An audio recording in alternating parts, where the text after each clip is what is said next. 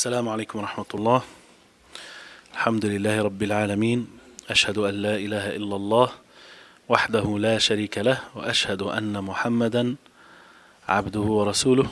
اللهم صل على محمد وعلى أزواجه وذريته كما صليت على آل إبراهيم، وبارك على محمد وعلى أزواجه وذريته كما باركت على آل إبراهيم إنك حميد مجيد. أما بعد, this second part of this session is the abridgment of Zaa'd Al Maa'd by Al-Imam Ibn Al-Qayyim alayhi rahmatullah. The abridgment is done by the Sheikh Muhammad bin Abdul Wahhab rahimahullah ta'ala. And today is the 17th of Rabi' Al-Thani 1438, matching the 15th of January 2017. And we are in the section or the chapter on في هديه صلى الله عليه وسلم في السجود. His guidance عليه الصلاة والسلام regarding sujood or prostration. He said, ثم كان يكبر ويخر ساجدا. He then عليه الصلاة والسلام would say the takbir, will say Allahu Akbar, and then he will go down into prostration.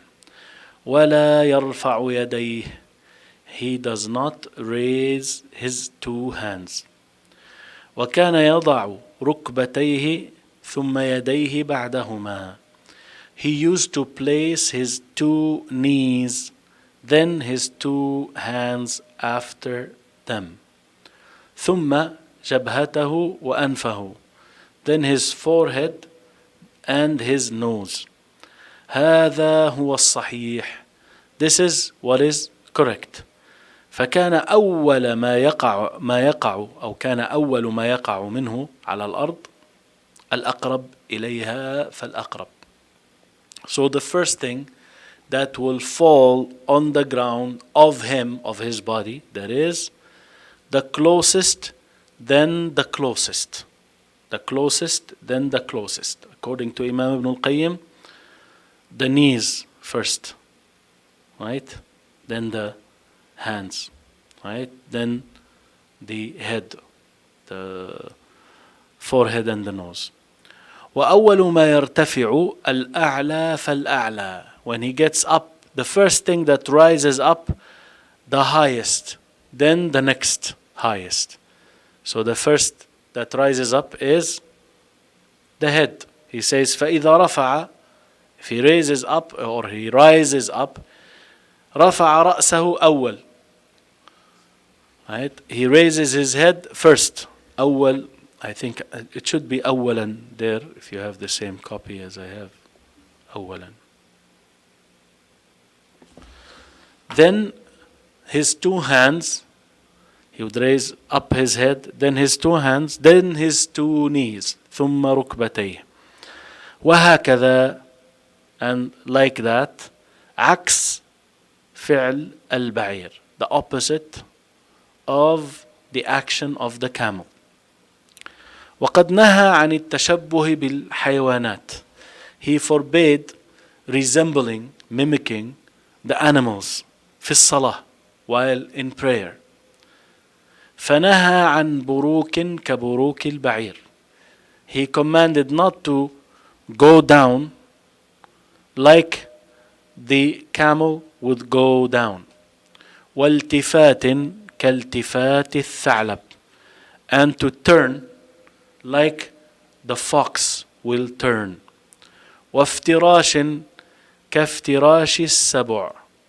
And sitting like the fierce animal would sit. وإقعاء كإقعاء الكلب. And the sitting like the sitting of the dog, right? On the buttocks and raising up the two knees, raising up the two legs up. That is in the salah, right? وَنَقْرٍ كَنَقْرِ الْغُرَابِ. And picking like the picking of a crow, right? Like a crow picking the grains, so fast, praying too fast, like that. وَرَفْعِ الْأَيْدِي وَقْتَ السَّلَامِ. he also commanded not to raise the hands at the time of making salam from the salah. كأذناب الخيل الشمس, like the tails of the horses that are repelled. Right? Some people will make salam and they raise their hands. Rasulullah ﷺ said not to do that. وكان يسجد على جبهته وأنفه. He used to prostrate over his forehead and his nose. دون كور العمامة, not the wrap around, يعني the part of the imama, the turban, right? He wouldn't prostrate on that. ولم يثبت عنه السجود عليه. It is not established from him prostrating on it, right? On the part of the turban. وكان يسجد على الأرض كثيرا. He used to prostrate over the ground, the earth, a lot. وعلى الماء والطين, and over water and clay. Sometimes it would be damp. The floor will be damped, and he will be prostrating. وعلى الخمرة المتخذة من خوص النخل. He would prostrate on a piece of, like a cloth, but made from the leaves of the palm trees. وعلى الحصير المتخذ منه. Also, يعني like a carpet that is made of that, from the palm trees. وعلى الفروة المدبوغة, and over يعني a skin that is tanned, right? You know how they treat the skin, so he will prostrate on that, right? وكان إذا سجد مكن جبهته وأنفه من الأرض. He used to, when he prostrates, he would establish his forehead and his nose on the ground. ونحى يديه عن جنبيه. He would push away his two arms away from his sides. وجافاهما. He would push them away حتى يرى بياض إبطيه, to a point that the whiteness of his armpits would show.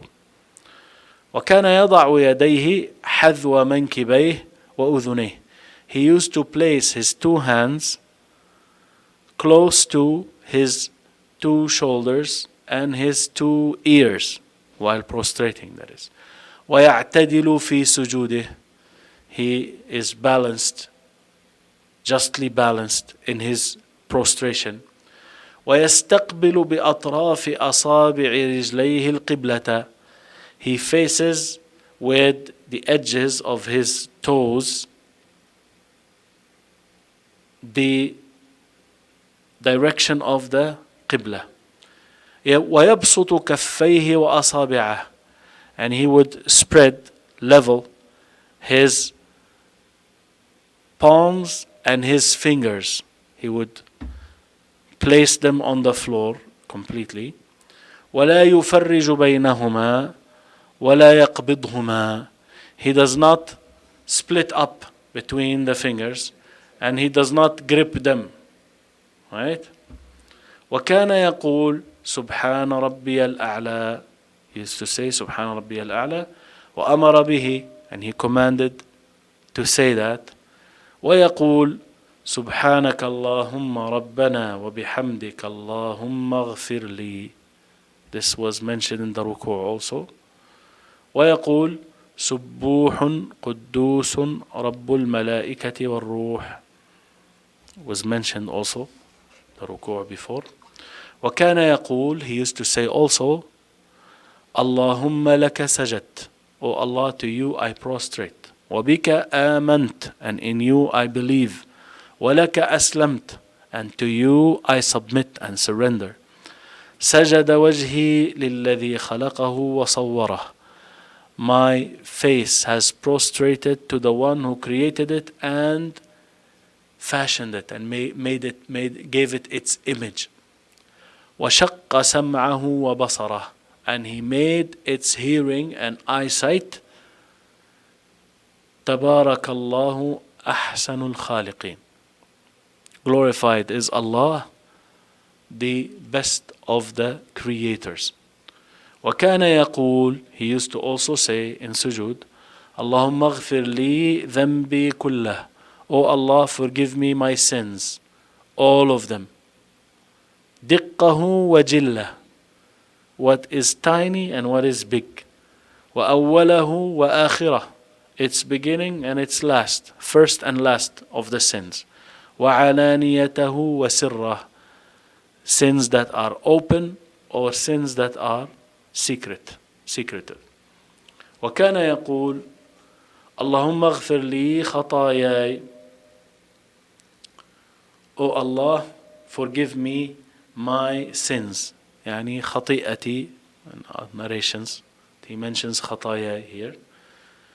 وجهلي, my ignorance. وإسرافي في أمري, my excessiveness in my affairs. Excessive in going wrong, يعني in my affairs.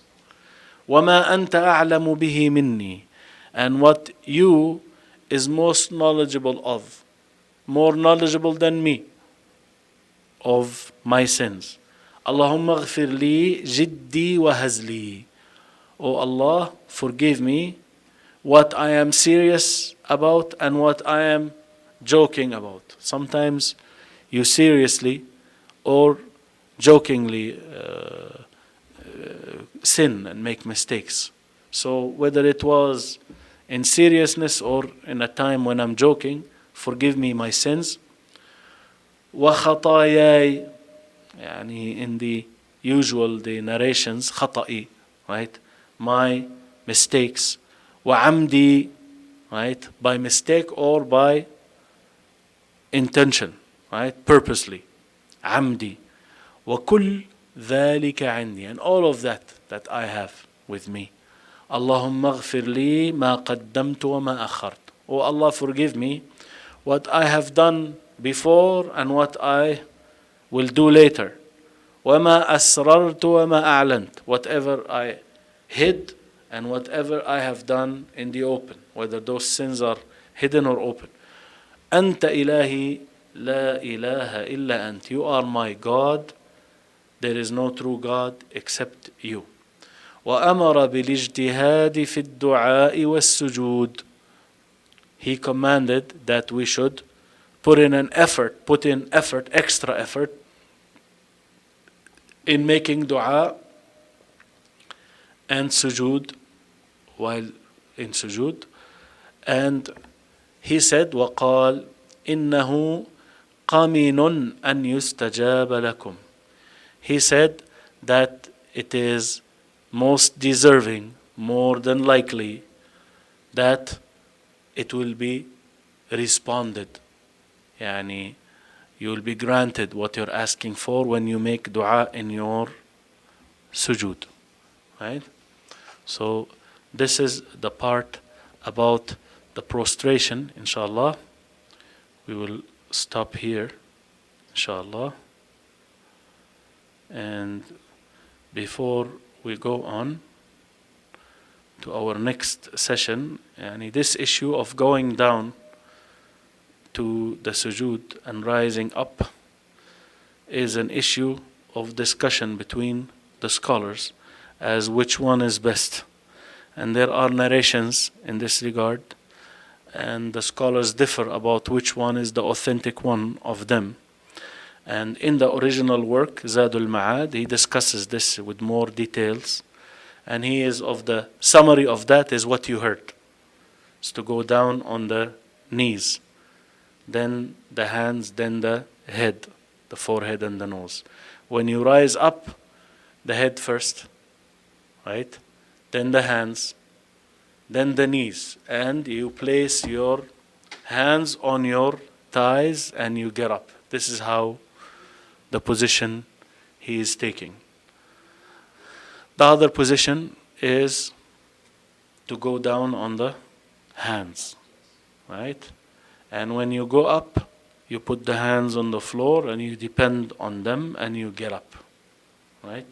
This is the other position, and يعني, the Sheikh Al-Albani rahimahullah, he mentioned this and he discussed this issue in his book Sifatul Salah, and he answered some of the statements of Imam Ibn al-Qayyim in this regard. So this is the case. The part that they agree on is not to go down like the camel, right? But how does the camel do it, right? It is known, but then how is it that we are going to be different from the camel, right? And each one is, trying to support his position.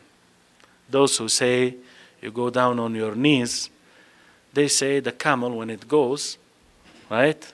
When it goes, it will be, the back part is up, the front part is down. So if you go on your hands, you will look like it, right? Those who take the other position, they say actually the camel does not go down on its hands like that. It goes on its knees, right? Which is true, it goes like that. Knees which are in his hands. The front legs of the camel are called the hands, or the animal are called, the front legs are called the hands. The back two legs, they are called the legs, right? That's the Arabic language, right? So they say the camel goes down on the knees, right? That's why when it goes down, it makes a sound, right? And that's what happens when you go on your knees.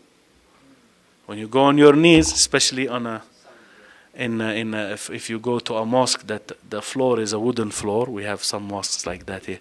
If you go on your knees, then you hear dush, dush, right? The sound of the people going down on their knees.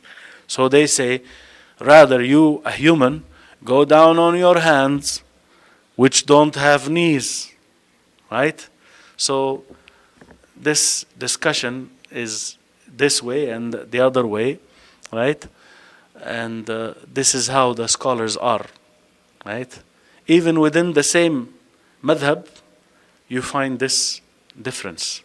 For instance, the Hanafi madhab, what is famous is going on the knees, right? Imam al-Tahawi, who is from the well-known Hanafi scholars, he chooses the other way. Hands first, right? So within the same madhab, you find that. And the scholars, they look for the proof and they try to follow the proof, right? And they respect the proof of the other side because this time you are convinced of this proof and this discussion, and maybe after 5 years or 10 years or 20 years, the same scholar decides, no, that was wrong. So now if in the beginning you refuted, you wiped out the other position, that you made them as if khalas, you are in paradise and they are in Jahannam, right?